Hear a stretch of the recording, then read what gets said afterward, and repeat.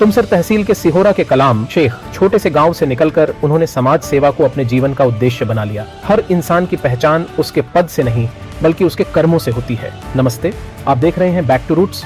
मैं हूं रोशन भोंडेकर और हम जर्मनी से लेकर आए हैं एक ऐसी सच्ची कहानी जो आपको आपकी जड़ों से फिर जोड़ देगी। छोटे से गांव में जन्मे कलाम शेख ने बचपन से ही साधारण जीवन देखा।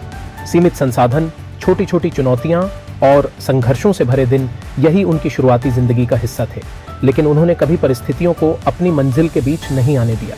उन्होंने ये समझ लिया था कि अगर जीवन में कुछ बड़ा करना है तो सबसे पहले अपने समाज के लिए उपयोगी बनना होगा।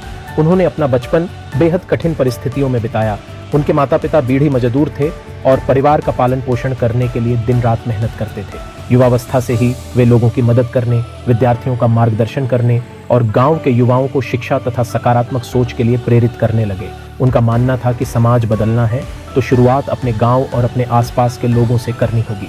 कलाम शेख ने हमेशा यह संदेश दिया कि कोई भी काम छोटा नहीं होता। यदि आपके इरादे बड़े हैं तो छोटी सी पहल भी हजारों लोगों के जीवन में बदलाव ला सकती है।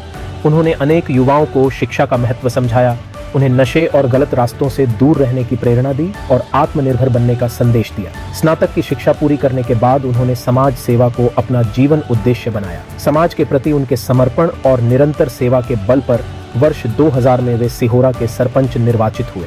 इसके बाद वर्ष 2010 से 2012 तक उन्होंने पंचायत समिति के उपसभापति के रूप में कार्य किया। वर्ष 2012 से 2015 तक वे पंचायत समिति के सभापति रहे और इस दौरान क्षेत्र के विकास एवं जनकल्याण के लिए अनेक महत्वपूर्ण कार्य किए। उनकी सबसे बड़ी ताकत रही लोगों से जुड़ने की कला।